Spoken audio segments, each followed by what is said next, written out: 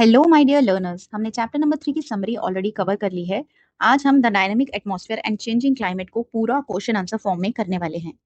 और इसे करने के बाद आपको चैप्टर पढ़ने की जरूरत बिल्कुल नहीं पड़ने वाली, क्योंकि हम पूरा long question, short question, very short question, filling the blanks, MCQs और भी बहुत कुछ करने वाले हैं।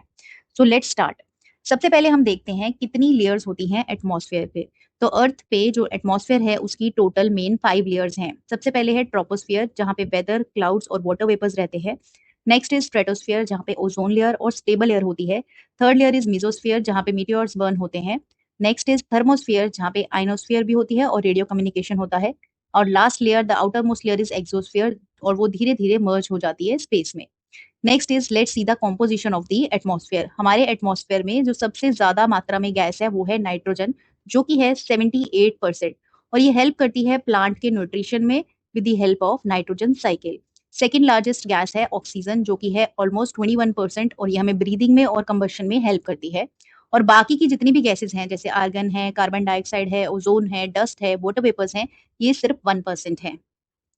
Next is green house effect. क्या होता है, जब सन की रेज अर्थ पे पड़ती हैं तो वो वापस बाहर नहीं जाती और ट्रैप हो जाती हैं, तो ग्रीन हाउस की वजह से गैसेस ट्रैप कर जाती हैं हीट को। That is called a green house effect, जिसकी वजह से अर्थ जो है और ज्यादा गर्म होने लग गई है। अब कौन से फैक्टर्स इफेक्ट करते हैं क्लाइमेट को? वो है ocean currents, winds, distance from sea, altitude, latitude और रिलीफ। रिलीफ मतलब सारे फिजिकल फीचर्स जैसे mountains, plateaus etcetera. Next is atmosphere, इसमें composition, then layers, weather, climate और global warming. This is the flow chart of this chapter. Now let's start the questions. Our first question is, what is atmosphere? Why is it important for life on earth? Atmosphere क्या है और atmosphere क्यों जरूरी है जो life है अर्थ पे उसके लिए? तो एटमॉस्फेयर एक थिक ब्लैंकेट है गैसेस का, जो कि सराउंड कर रहा है अर्थ को। और इसको किसने रोका हुआ है? अर्थ की ग्रेविटी ने। और ये इंपॉर्टेंट इसलिए है क्योंकि इससे ऑक्सीजन मिलती है ब्रीदिंग के लिए, कार्बन डाइऑक्साइड मिलती है प्लांट्स को फोटोसिंथेसिस के लिए, और ये हमें प्रोटेक्ट करता है हार्मफुल अल्ट्रा वायलेट रेस से। ये कंट्रोल करता है अर्थ का टेम्परेचर, ये रेनफॉल में हेल्प करता है, वेदर फॉर्मेशन में हेल्प करता है, और ये बर्न करता है कोई भी मीटियोर हमारे तक पहुंचने को, अर्थ की सर्विस पे पहुंचने से पहले ही मीटियोर्स को बर्न कर देता है। Next is, why is the atmosphere called a protective blanket of the earth? Protective blanket मतलब जो प्रोटेक्ट कर रही है हमें, ऐसी ब्लैंकेट क्यों बोला गया है एटमॉस्फेयर को? It is called the protective blanket because it shields, मतलब बचाता है अर्थ को। किससे? हार्मफुल सोलर रेडिएशन से बचाता है। ये रिड्यूस करता है एक्सट्रीम हीट होने के लिए during the day and extreme cooling at night. ये बर्न कर देता है छोटे मीटियोर्स को, मीजोस्फीयर में ही बर्न कर देता है, और क्रिएट करता है ऐसी कंडीशंस जिसकी वजह से लाइफ पॉसिबल हो पाई है अर्थ पे।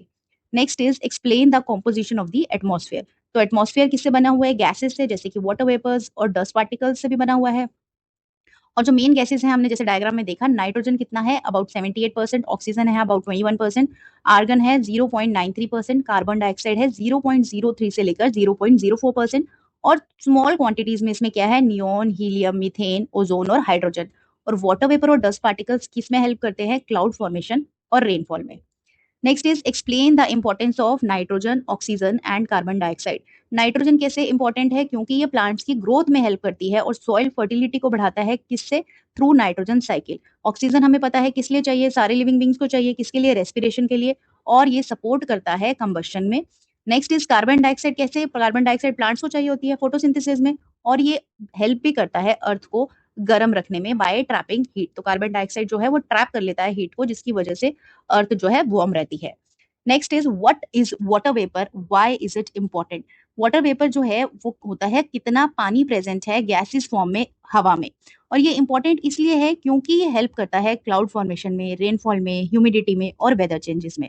और ये रेगुलेट भी करता है टेम्परेचर को। कैसे? Bye absorbing heat. वो एब्जॉर्ब कर लेता है हीट, इसीलिए टेम्परेचर रेगुलेट भी होता है।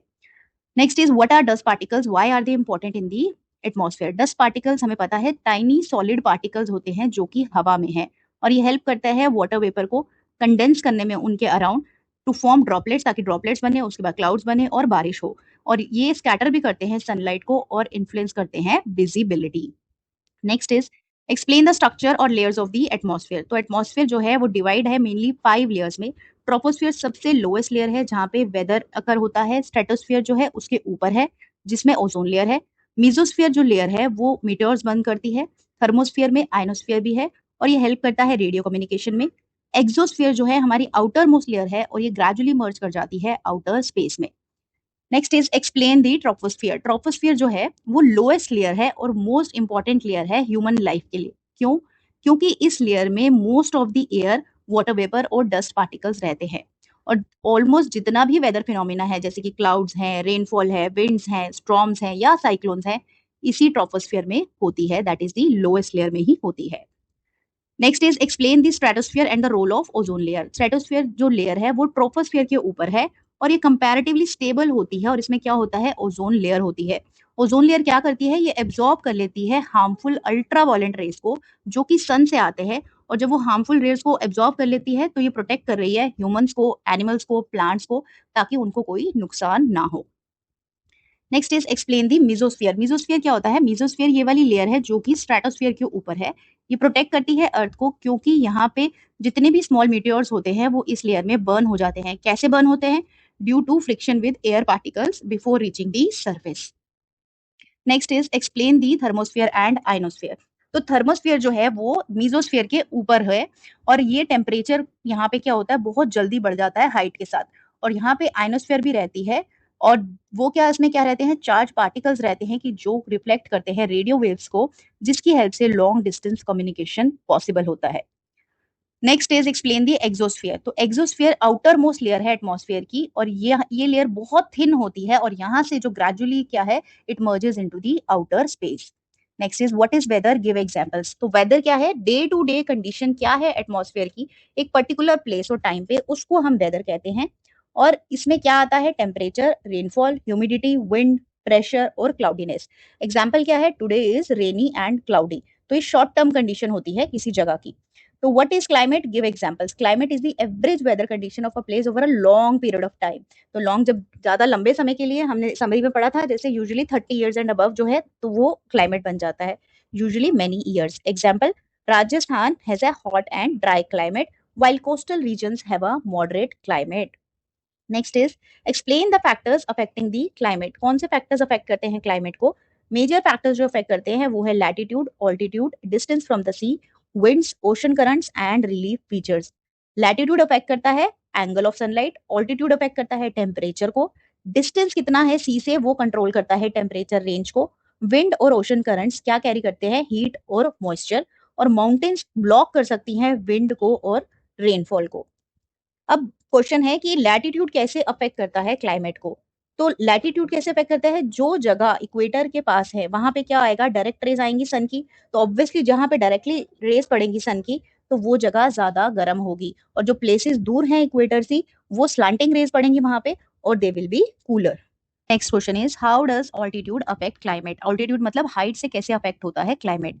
तो टेम्परेचर जो है जनरली डिक्रीज होता है हाइट के साथ, इसीलिए जो हिल स्टेशन और माउंटेन्स हैं they remain cooler than plains. Next is why do coastal areas have moderate climate. तो कोस्टल एरियाज का मॉडरेट क्लाइमेट क्यों होता है? कोस्टल एरियाज जो हैं वो सी के क्लोज होती हैं और हमें पता है पानी गर्म भी और ठंडा भी धीरे होता है। इसी की वजह से क्या हो जाता है, एक्सट्रीम टेम्परेचर नहीं हो पाता। इसीलिए जो कोस्टल एरियाज है ना ही ज्यादा गर्म होते हैं और ना ही ज्यादा ठंडे होते हैं, क्योंकि पानी जो है वो खुद ही ज्यादा जल्दी ना हीट होता है और ना ही कूल होता है। Next is what is global warming, explain its causes. Global warming क्या है? ग्लोबल वार्मिंग होता है जो अर्थ का एवरेज टेम्परेचर राइज हो रहा है, किसकी वजह से? Due to greenhouse gases. तो कॉजेज क्या है इसकी? जो हम फॉसिल फ्यूल्स बर्न कर रहे हैं या फिर डिफॉरेस्टेशन मतलब पेड़ों को काट रहे हैं, इंडस्ट्रियल का जो पोल्यूशन है उसकी वजह से, व्हीकल्स में जो एमिशन हो रहा है गैसेस का, और एक्सेसिव यूज ऑफ एनर्जी की वजह से ग्लोबल वार्मिंग हो रहा है। दैट मीन्स अर्थ का एवरेज टेम्परेचर बढ़ रहा है ग्रीन हाउस गैसेस की इंक्रीज से। What are greenhouse gases. अब ग्रीन हाउस गैसेज क्या है और ग्रीन हाउस अफेक्ट क्या होता है? ग्रीन हाउस गैसेज वो गैसेज होती हैं जो ट्रैप करती हैं हीट को एटमॉस्फेयर में। वो गैसेज कौन सी हैं? कार्बन डाइऑक्साइड है, मीथेन है, वाटर वेपर है और नाइट्रस ऑक्साइड है। और ग्रीन हाउस अफेक्ट क्या है? वो प्रोसेस है जिससे ये गैसेज ट्रैप करती हैं हीट और गर्म रखती हैं अर्थ को। अगर ज्यादा ये गैसेस ट्रैप हो जाएंगी तो एक्सेस ग्रीन हाउस इफेक्ट की वजह से क्या होता है, ग्लोबल वार्मिंग होता है। अब ग्लोबल वार्मिंग की वजह से क्या इफेक्ट होते हैं और क्लाइमेट के क्या चेंजेस आते हैं, नेक्स्ट क्वेश्चन यही है। तो इफेक्ट क्या है, ग्लोबल वार्मिंग की वजह से ग्लेशियर्स मेल्ट करने स्टार्ट हो गए हैं और जिसकी वजह से सी लेवल बढ़ गया, हीट वेव्स आ गई, चेंज हो गया, रेनफॉल का पैटर्न चेंज हो गया, फ्लड्स आने शुरू हो जाएंगे, ड्रॉट्स हो जाएंगे, सूखा पड़ेगा, स्ट्रॉन्गर स्ट्रॉम्स आएंगे, हार्म होगा एग्रीकल्चर को, लॉस होगा बायोडाइवर्सिटी मतलब जीव जंतुओं का भी लॉस होगा, और ये ह्यूमन लाइफ के लिए भी थ्रेट है। How can global warming be reduce? अब इतना खतरनाक है ग्लोबल वार्मिंग, तो हम इसको कैसे रिड्यूस कर सकते हैं? It can be reduced by planting trees, हमें प्लांट करना चाहिए ट्रीज को, इलेक्ट्रिसिटी को सेव करना चाहिए, और पब्लिक ट्रांसपोर्ट जहां तक हो कोशिश करो वो यूज करें, रिड्यूस करें हम फॉसिल फ्यूल का यूज, और रीन्यूएबल रिसोर्सेज हम यूज करने चाहिए, पोल्यूशन को कंट्रोल करें, रिसाइकिल और प्रोटेक्ट करें हम फॉरेस्ट को, जिसकी वजह से हम ग्लोबल वार्मिंग रिड्यूस कर सकते हैं। Next section is short answer questions. What is atmosphere? Atmosphere is a blanket of gases surrounding the earth. Next is, what are the main components of air? Gases, water vapors, and dust particles. Which gas is the most abundant in the atmosphere? We know nitrogen is the most abundant gas, about 78%. Why is oxygen important? It is necessary for breathing and combustion. Why is carbon dioxide important? It is used by plants for photosynthesis and helps trap heat. Why is ozone important? Ozone absorbs harmful ultraviolet rays from the sun. Question is, why does weather occur in troposphere? तो troposphere में weather क्यों होता है? क्योंकि इसमें mostly water vapours, dust और air होती हैं, और जो वाटर वेपर्स, डस्ट और एयर क्या है, वो ट्रैप कर लेते हैं मॉइस्चर को, जिसकी वजह से ड्रॉपलेट्स बनती हैं, क्लाउड्स बनते हैं और रेनफॉल होती है। तो why do aeroplanes often fly in the lower stratosphere? क्योंकि ये बहुत स्टेबल होती है और यहाँ पे लेस टर्बुलेंस होता है देन ट्रोपोस्फियर, इसीलिए लोअर स्ट्रेटोस्फियर में फ्लाई करते हैं aeroplanes.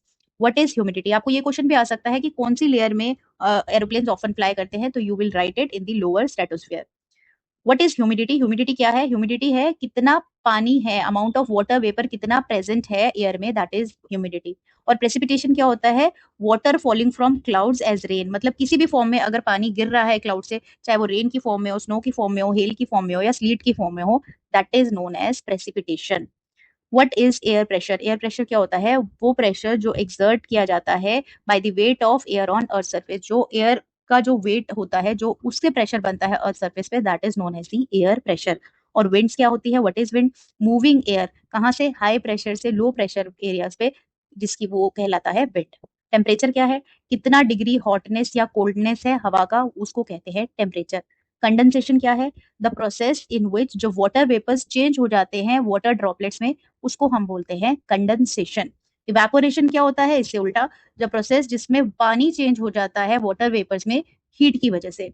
What is the role of dust particles? का क्या रोल है रेनफॉल में? वो एक्ट करते हैं as a surface for water vapours to condense into droplets.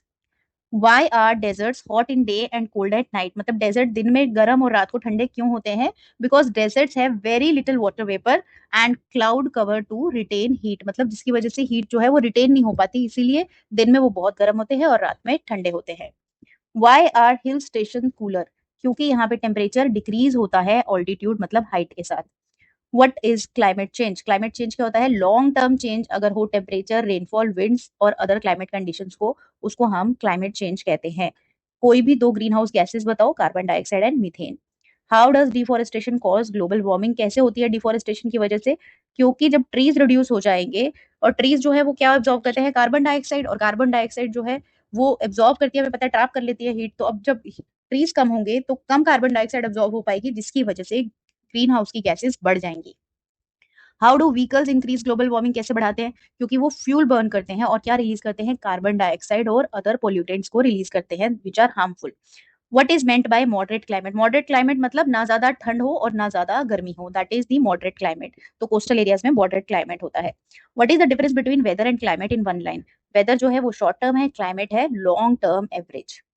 Why is the atmosphere dynamic? Because gases, winds, temperature, clouds और pressure है, ये चेंज होता रहता है, इसीलिए डायनेमिक मतलब वो एटमॉस्फेयर भी चेंज होता रहता है। कांस्टेंट मतलब एक जैसा, डायनेमिक मतलब that keeps on changing. This how does the atmosphere help in the water cycle? Atmosphere कैसे हेल्प करता है वाटर साइकिल में? एटमॉस्फेयर होल्ड करता है वाटर वेपर्स को, क्लाउड्स फॉर्म होते हैं जिसकी वजह से, और it causes precipitation. Precipitation means की falling of the water from the clouds in the form of rain, snow, hail या sleet. Why is global warming a serious problem? Serious problem क्यों है ग्लोबल वार्मिंग? क्योंकि ये disturb करता है climate को, water को, एग्रीकल्चर को और पूरे इकोसिस्टम और ह्यूमन लाइफ को, इसीलिए ये एक सीरियस प्रॉब्लम है। अब सी ब्रीज क्या होती है? जब ठंडी हवा चलती है कहाँ से? सी से लैंड पे, तो वो सी ब्रीज होती है during the day. So cool wind blowing from sea to land during the day. और लैंड ब्रीज क्या होती है? उल्टा उसे, जब कूल विंड ब्लो करती है land to sea at night, that is land breeze. What is meant by relief features? Relief features जैसे बताया, लैंडफॉर्म्स जैसे कि माउंटेन्स, प्लेटूज, प्लेन्स, जो कि इन्फ्लुएंस करते हैं क्लाइमेट को। Next section is section number 3, very short questions and one word answers. First question is most abundant gas, nitrogen. Percentage of nitrogen कितना है? 78%. Percentage of oxygen कितना है? 21%. Gases which are needed for photosynthesis, carbon dioxide. Gas needed for breathing, oxygen. Layer closest to earth, troposphere. Layer where weather occurs, वो भी troposphere. Layer with ozone, stratosphere. Layers where meteors burn, mesosphere. Layer with ionosphere, thermosphere. outermost layer exosphere. Day to day atmospheric condition को weather कहते हैं. Long term average weather climate कहलाता है. Amount of water vapour in air humidity कहलाता है. Movement of air को wind कहते हैं. प्रेशर जो एक्सर्ट करता है हवा करती है अर्थ पे तो उसको एयर प्रेशर कहते हैं. Water falling from clouds precipitation होता है. हीट ट्रैपिंग गैसेस को ग्रीन हाउस गैसेस बोलते हैं. राइज इन अर्थ टेम्परेचर को ग्लोबल वार्मिंग बोलते हैं. हार्मफुल रेज जो एब्जॉर्ब कर लेता है ओजोन लेयर वो है ultraviolet rays. Cloud formation process को बोलते हैं condensation. Water changing to vapours को बोलते हैं इवेपोरेशन. क्लाइमेट फैक्टर्स जो कि हाइट से लिंक है वो है ऑल्टीट्यूड. क्लाइमेट फैक्टर्स जो कि डिस्टेंस फ्रॉम इक्वेटर से लिंक है वो है लैटिट्यूड. क्लाइमेट फैक्टर जो लिंक है नियरनेस टू सी को वो है distance from sea. Next section is filling the blanks. The atmosphere is held around the earth by gravity. Most abundant gas in the atmosphere is nitrogen. Oxygen forms about 21% of the atmosphere. The ozone layer is found in the stratosphere. All weather changes occur in the troposphere. Meteors burn in the mesosphere. Ionosphere helps in radio communication. The outermost layer of the atmosphere is exosphere. The average weather condition of a place is called climate. Day-to-day condition of the atmosphere is called weather. Water vapor in the air is called humidity. Moving air is called wind. Greenhouse gases trap heat. Global warming causes rise in Earth's average temperature. Plants use carbon dioxide for photosynthesis. Dust particles help in cloud formation. Temperature decreases with the increase in altitude. Places near sea have moderate climate, मतलब ना ज़्यादा गर्म ना ज़्यादा ठंडा. The process of water vapors changing into droplets is called condensation. Rain, snow, hail सारी किसकी form है? Precipitation की फॉर्म है. Next section number 5 MCQs है. Which gas is maximum in the atmosphere? And the answer is nitrogen. Which layer contains ozone layer? Stratosphere. Weather changes occur किसमें कौन से में? ट्रोपोस्फियर सबसे लोएस्ट लेयर ट्रोपोस्फियर में होता है. मीटियोर्स कहाँ पे बर्न होते हैं? मीजोस्फियर में. आयनोस्फियर इज यूजफुल किस लिए है? रेडियो कम्युनिकेशन में. कौन सी गैस चाहिए होती है हमें ब्रीदिंग के लिए? ऑक्सीजन. कौन सी गैस फोटोसिंथेसिस के लिए चाहिए? Carbon dioxide. Average weather condition over long period को क्या बोलते हैं? Climate. Amount of water vapour air में क्या होता है? ह्यूमिडिटी. ग्रीन हाउस गैसेस की वजह से क्या होता है? Global warming. What is the outer most layer? Exosphere होती है. कौन सी लेयर क्लोजेस्ट है अर्थ के? ट्रोपोस्फियर. इनमें से कौन से है जो ग्रीन हाउस गैस है? वो है मीथेन. कौन सी factors affect makes the hill station cooler? That is the altitude means height. Coastal areas में मॉडरेट क्लाइमेट क्यों होता है? क्योंकि sea heats and cools slowly, मतलब पानी हमें पता है क्योंकि धीरे से ही गर्म होता है और धीरे ही ठंडा होता है, इसीलिए वहां पे मॉडरेट क्लाइमेट होता है. UV rays are absorb by ozone, तो हार्मफुल रेज हम तक नहीं पहुंच पाती. Water falling from clouds is known as precipitation and this water can be in any form, जैसे कि रेन, स्नो, हेल, किसी भी फॉर्म में हो सकता है. Moving air is known as wind. Air pressure का मतलब होता है वेट या प्रेशर हवा का. Climate changes mainly due to excessive greenhouse gases. Next section is assertion reason questions. ये ध्यान से करना है, हमें स्टैंडर्ड पैटर्न करना है. ए मतलब दोनों ट्रू हैं एंड आर एक्सप्लेन्स ए, मतलब ए असर्शन आपकी एक स्टेटमेंट दी है जैसे एटमॉस्फेयर सपोर्ट्स लाइफ, और बी है both true but R does not explain. अगर आर एक्सप्लेन कर रहा है तो हमारा आंसर ए है, और अगर आर एक्सप्लेन नहीं कर रहा है तो हमारा आंसर बी होगा. और सी कब होगा? ए ट्रू है और आर फॉल्स है. और डी कब है? जब ए फॉल्स है और आर ट्रू है. पहला है एटमॉस्फेयर सपोर्ट्स लाइफ, ये ट्रू है. रीजन क्या है? It provides oxygen and protects earth from harmful radiation, और रीजन भी करेक्ट है इसका. ठीक है, ये वाली स्टेटमेंट जो है इसका रीजन दोनों ही करेक्ट है, तो बोथ आर ट्रू एंड, तो इसमें ये ए आंसर आएगा. इसी तरह हमें सारे करने आइए. नेक्स्ट इज एजर्शन है वेदर चेंजेस अकर इन दी स्ट्रेटोस्फियर, ये फॉल्स है. रीजन है troposphere contains most water vapour, तो ये रीजन तो सही है बट वेदर चेंजेस स्ट्रेटोस्फियर में नहीं ट्रोपोस्फियर में होता है. एजर्शन क्या है? Global warming increases earth average temperature, ये ट्रू है. रीजन इसका क्या दिया गया है? Greenhouse gases trap heat in the atmosphere, ये भी ट्रू है, तो दोनों ट्रू है, तो both are true and reason correctly explain assertion. ये क्वेश्चंस आपके इंपॉर्टेंट हैं, ये एग्जाम्स में आते हैं, अब नए पैटर्न के हिसाब से इसको आप अच्छे से करना. एजर्शन क्या है? कोस्टल एरियाज है मॉडरेट क्लाइमेट, ये ट्रू है. रीजन क्या है? Sea heats and cool slowly, ये दोनों चीजें सही है, तो both are true and reason correctly explain assertion. इसमें एजर्शन है मीटियोर्स बर्न इन मीजोस्फीयर, ये ट्रू है. और किसकी वजह से? रीजन क्या दिया है? Friction with air particles produces heat, ये भी ट्रू है. रीजन भी ट्रू है, मतलब ये स्टेटमेंट भी ट्रू है और इसका रीजनिंग भी ट्रू है. नेक्स्ट इज एजर्शन है ozone layer is important for life, that is true, क्योंकि ये एब्जॉर्ब करती है हार्मफुल यूवी रेज, दोनों चीजें सही है, मतलब इस स्टेटमेंट का रीजनिंग बिल्कुल इसके हिसाब से है, तो ये करेक्ट है. Both are true and the reason correctly explains the assertion. Assertion है टेम्परेचर डिक्रीज करता है ऑल्टीट्यूड, ये तो ट्रू है। रीजन क्या है? High places are farther from the heat radiated by earth surface, तो both are true and reason correctly explain assertion. Next is assertion है carbon dioxide is useless in the atmosphere, ये तो बिल्कुल गलत statement है। Carbon dioxide is used by the plants for photosynthesis. Reason दिया है plants use carbon dioxide for photosynthesis, reason true है but assertion is false. Ninth है assertion है dust particles help in cloud formation, ये तो बिल्कुल सही है। रीजन इसका क्या दिया? वाटर वेपर कंडेंस करते हैं अराउंड डस्ट पार्टिकल्स, ये बिल्कुल करेक्ट है। तो both are true and reason correctly explain assertion.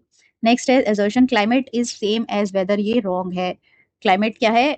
Climate is the long term condition और weather is the short term. Reason climate refers to the average weather over a long period, तो ये तो true है reason, but assertion हमारा बिल्कुल गलत है। Next section case study है, ये भी एग्जाम्स के लिए काफी इंपॉर्टेंट है। तो अभी न्यू पैटर्न के हिसाब से ये पीडीएफ मैंने बनाया है, तो आप इसी हिसाब से ही अपनी लर्निंग करना। तो पहला केस स्टडी है atmosphere acts like a protective blanket around the earth, it keeps the temperature suitable, provides gases needed for life and protects earth from harmful rays.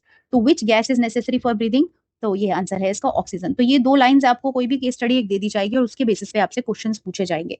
तो कौन सी गैस नेसेसरी है ब्रीदिंग के लिए? Oxygen हमें पता है। कौन सी लेयर प्रोटेक्ट करती है यूवी रेज से? हमें ओजोन लेयर प्रोटेक्ट करती है। Where is the ozone layer found? Stratosphere में। Why is the atmosphere called protective blanket? Because it protects and regulates Earth's temperature. Case number 2 है ग्लोबल वार्मिंग के ऊपर। Global warming is increasing because industries, vehicles and deforestation increase greenhouse gases, this affects rainfall, glacier, sea level and human life. Name one greenhouse gas, carbon dioxide. Mention one cause of global warming, burning fossil fuels या deforestation. Mention one effect, इसकी वजह से क्या हो रहा है? Melting of the glaciers, rising of the C levels. Give one solution, क्या कर सकते हैं हम? प्लांट कर सकते हैं, ट्रीज को रिड्यूस कर सकते हैं, पोल्यूशन को, रिन्यूएबल सोर्सेज यूज कर सकते हैं। केस स्टडी 3 है weather changes from day to day, climate is the average condition observed for many years, a place may have rainy weather today but its climate depend on long term pattern। अब weather क्या है? day to day condition of atmosphere define climate, average weather over long time, which changes faster, क्या जल्दी change होता है? weather change करता है जल्दी। give one element of weather, temperature, rainfall, humidity, wind, इनमें से कुछ भी लिख सकते हो आप। नेक्स्ट केस स्टडी है hill stations are cooler than plains, coastal areas do not experience extreme temperature because the sea affects the temperature of nearby land. Why are hill station cooler? Temperature decreases with altitude. Why are coastal areas moderate? क्योंकि पानी जो सी है वो heat और cool slowly करता है। Name one factor affecting climate, altitude या फिर distance from sea. What is moderate climate? Climate with less extreme heat and cold, मतलब जहां पे ना ज्यादा ठंड होगी ना गर्मी होगी। Case study 5 dust particles and water vapors are small components of air but are very important. Water vapors form clouds and dust particles help droplets form. What is water vapor? Water in gases form. What is humidity? Amount of water vapor in air. How do dust particle help? ये condensation में help करता है। What is condensation? क्या होता है? Water vapour जब droplets में change हो जाते हैं उस प्रोसेस को हम बोलते हैं condensation. What is normal lapse rate? The temperature decreases as we go higher in the atmosphere. और इसी डिक्रीज इन टेम्परेचर को with the increase in altitude is called normal lapse rate.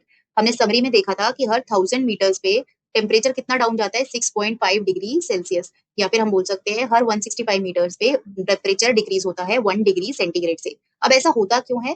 क्योंकि एयर जो है वो थिन हो जाती है हाई ऑल्टीट्यूड्स पे, और जो हीट है अर्थ की जो सरफेस से वो डिक्रीज हो जाती है विद दी हाइट, इसीलिए टेम्परेचर फॉल हो जाता है। इसीलिए जो हाई ऑल्टीट्यूड पे जो जगह होती है वो ठंडी होती है। जैसे example, Shimla is cooler than Delhi because Shimla is at higher altitude, वहां पर जाने से टेम्परेचर डिक्रीज हो जाता है। तो अगर हम बोले तो average decrease in temperature with the increase in altitude is called the normal lapse rate. अब कार्बन फुटप्रिंट किसे कहते हैं? कार्बन फुटप्रिंट होता है total amount of carbon dioxide and other gases, जो भी ग्रीन हाउस गैसेस रिलीज होती हैं ह्यूमन एक्टिविटीज की वजह से, उसको बोला जाता है carbon footprint. So carbon footprint is the total amount of carbon dioxide and other green house gases released by human activities. और कार्बन फुटप्रिंट के कॉजेज क्या है? Due to emission by vehicles, factories, burning fossil fuels, electricity usage और deforestation. और इसके effects क्या है? Carbon footprint जो इतना ज्यादा हो रहा है उसका इफेक्ट क्या हो रहा है हमारे एनवायरमेंट पे? ग्लोबल वार्मिंग हो रहा है, क्लाइमेट चेंज हो रहा है, पॉल्यूशन हो रहा है। किस तरह से हम रिड्यूस कर सकते हैं कार्बन फुटप्रिंट को? By planting more trees, by using public transport, by saving electricity, by using renewable energy, by reducing the fuel consumption. So carbon footprint means total greenhouse gases produced by a person, activity या फिर country. October heat किसे कहते हैं? The high temperature and uncomfortable weather felt during the month of October after the rainy season is called October heat. जब बहुत ज्यादा temperature बढ़ जाता है और वेदर बहुत अनकंफर्टेबल हो जाता है जब बारिश के सीजन खत्म होता है, उसको हम बोलते हैं अक्टूबर हीट। और ऐसा होता क्यों है? Monsoon season start retreating, rainfall decreases, sky becomes clear, humidity remains high, strong sunlight increases temperature. तो ह्यूमिडिटी भी हाई हो जाती है और सनलाइट का जो टेम्परेचर है उसकी वजह से टेम्परेचर हाई हो जाता है, बारिशें कम हो जाती हैं, जिसकी वजह से जो अक्टूबर हीट की वजह से अनकंफर्टेबल वेदर हो जाता है। और इसके इफेक्ट क्या है? Hot weather, humid atmosphere, sweating and discomfort. और कहाँ पे ये कॉमन है? नॉर्दर्न इंडिया में, सेंट्रल इंडिया में और कोस्टल रीजन्स में। तो hot and humid weather experienced in October after the monsoon season is called October heat. Now this section is also important. Section number 8, odds and competency based questions. First question is what would happen if Earth had no atmosphere? अगर Earth का कोई atmosphere ही नहीं होगा तो क्या होगा? तो इसका आंसर है there would be no oxygen, oxygen नहीं होगी, कोई वेदर नहीं होगा, कोई रेनफॉल नहीं होगी और एक्सट्रीम टेम्परेचर होगा, मतलब बहुत ज्यादा गर्मी और बहुत ज्यादा ठंड हो गई और कोई प्रोटेक्शन नहीं होगी हार्मफुल रेस से और लाइफ भी पॉसिबल होगी नहीं अर्थ पे अगर एटमॉस्फेयर नहीं होगा तो। Next question is why is ozone layer is called shield? अब ओजोन लेयर को शील्ड क्यों कहते हैं? क्योंकि ये ब्लॉक करता है harmful ultraviolet radiations from the sun. Next is why do astronauts need special suits in space? उनको स्पेशल सूट्स क्यों चाहिए होते हैं? क्योंकि स्पेस में कोई ब्रीदेबल एयर है नहीं, वहां पे बहुत लो प्रेशर होता है और एक्सट्रीम टेम्परेचर होता है। नेक्स्ट है why does a cloudy night remain warmer than a clear night? Clouds trap outgoing heat from the earth, reducing heat loss. Next is why is global warming not only a temperature problem? क्योंकि global warming सिर्फ एक temperature problem नहीं है, ये काफी ज्यादा problems का mixture होगा। क्योंकि इससे चेंज क्या होगा? रेनफॉल में चेंज होगा, सी लेवल में स्ट्रॉम्स, एक्सट्रीम स्ट्रॉम्स आएंगे, एग्रीकल्चर पे इफेक्ट आएगा, वाटर रिसोर्सेज पे, इकोसिस्टम पे, बायोडाइवर्सिटी पे और ह्यूमंस के लिए भी ये थ्रेट है। Why should students learn about atmosphere and climate? Because it affects daily life, agriculture, health, disasters, water, and the future of the planet. Why do mountain ranges influence rainfall? क्योंकि ये block करते हैं monsoon laden winds को और force करते हैं हवा को ऊपर उठने के लिए, causing rainfall on one side and dryness on the other. Why are cities often warmer than nearby villages? Cities ज्यादा वार्म क्यों होती हैं nearby villages से? क्योंकि यहाँ पे कंक्रीट बहुत ज्यादा होता है, ट्रैफिक होता है और इंडस्ट्रीज ज्यादा होती हैं, जिसकी वजह से वहां पे हीट ट्रैप होती है, creating an urban heat island effect. Why is planting trees useful for climate? क्योंकि ट्रीज एब्जॉर्ब करते हैं कार्बन डाइऑक्साइड और रिलीज करते हैं ऑक्सीजन, जिसकी वजह से रिड्यूस होता है greenhouse gases. Why can excess carbon dioxide be harmful though plants needed? अब प्लांट्स को कार्बन डाइऑक्साइड चाहिए, फिर भी ये ज्यादा कार्बन डाइऑक्साइड हार्मफुल क्यों होती है? बिकॉज जो कार्बन डाइऑक्साइड है ये ट्रैप कर लेती है अपने अंदर हीट को, जिसकी वजह से ग्लोबल वार्मिंग होता है। A city has many vehicles and fewer trees. What climate problem can increase? Air pollution and global warming can increase due to higher greenhouse emission gases. A coastal city and an inland city are in the same latitude, which may have less extreme temperature. Coastal city में less extreme temperature होगा क्योंकि वहां पे sea है और sea जो है वो moderate कर देगा temperature को। If a place is at high altitude near the equator, will it always be very hot? हमेशा गर्म रहेगा? नहीं, जरूरी नहीं है। हाई ऑल्टीट्यूड की वजह से भी it makes it cooler even though it is near the equator. Why do weather forecast change? Weather जो है डायनेमिक है, मतलब चेंज होता है because of temperature, pressure, wind and humidity. क्योंकि ये सब चीजें चेंज होती रहती है, इसीलिए वेदर भी डायनेमिक है, it keeps on changing. Next is how can children help reduce global warming? So children can help reduce global warming by saving electricity, using less plastic, planting trees, by walking or cycling for short distances, and reducing waste. Next section is difference between weather and climate. तो weather क्या है? Short term condition, it changes daily. Example rain today. और climate क्या है? Long term average, changes slowly. Example hot desert climate. Next is what is the difference between troposphere and stratosphere? Troposphere is the lowest layer, weather occurs here and more water vapors are there. Stratosphere पे क्या है? It is above troposphere, ozone layer is present there and the air is more stable here. Next is what is the difference between global warming and climate change? Global warming क्या होता है? Rise in Earth's average temperature and it is mainly caused by greenhouse gases.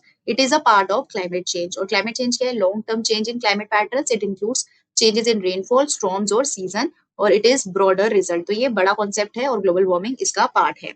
Next is what is the difference between evaporation and condensation? Evaporation में water changes into vapors. It needs heat and it helps add water vapor.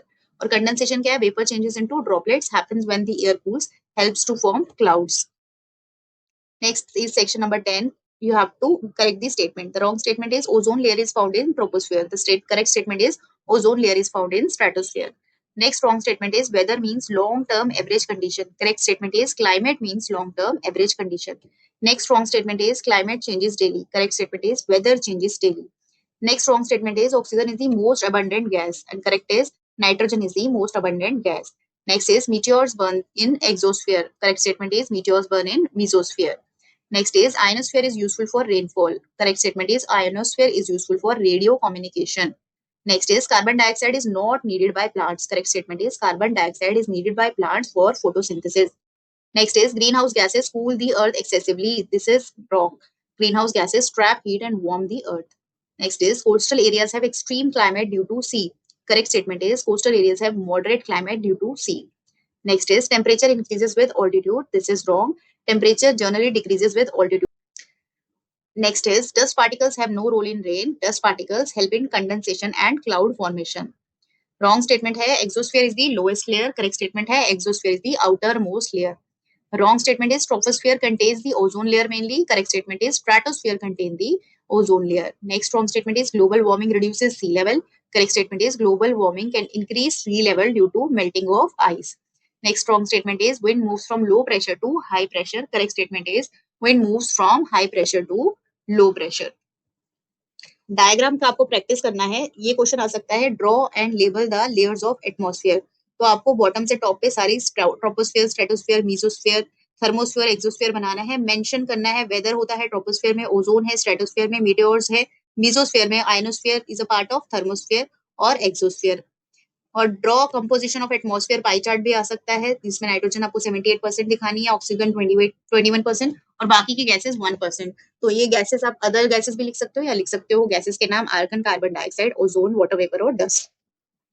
Draw greenhouse effect diagram. तो आप sunlight enter करते हुए दिखाओगे atmosphere पे, अर्थ उसको absorb कर रही है हीट को और outgoing heat and green house gases trap कर रही हैं हीट को. Draw climate factors mind map. इसमें आप क्लाइमेट को सेंटर में करके उसको कनेक्ट करोगे latitude, altitude, distance from sea, winds, ocean currents and relief मतलब फिजिकल कंडीशन जैसे कि mountains, plateaus etcetera. Draw weather versus climate chart भी आ सकता है. वेदर शॉर्ट टर्म है, क्लाइमेट लॉन्ग टर्म एवरेज है और एग्जांपल्स ऐड कर देने हैं. हम देख लेते हैं हम एक बार diagram. This is the layers of atmosphere. आप ऐसे लेयर्स बनाओगे और यहाँ पे किलोमीटर्स भी लिख सकते हो, वो ज्यादा एक्सप्लेन कर देगा. तो आप एक बार सारे इसको लर्न कर लो. आप स्क्रीनशॉट्स ले सकते हो. इसके साथ साथ ये सारे इंपॉर्टेंट डायग्राम्स हैं इस चैप्टर के. कॉम्पोजिशन ऑफ एटमॉस्फेयर ये सब हम स्टार्टिंग में भी देख चुके हैं. ग्रीन हाउस इफेक्ट, तो greenhouse gases trap some heat, तो यहाँ पे heat is trapped. Factors affecting climate, इस तरह से बनाना है आपको.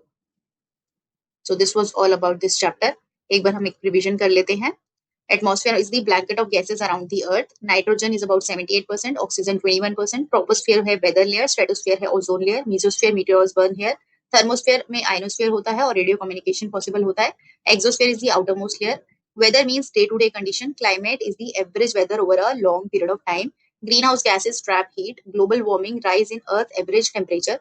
Climate factors जो है वो impact करते हैं, वो है latitude, altitude, distance from sea, winds, ocean currents and reliefs. Coastal areas में मॉडरेट क्लाइमेट होता है. Hill stations are cooler because temperature decreases with height. Planting trees help reduce carbon dioxide.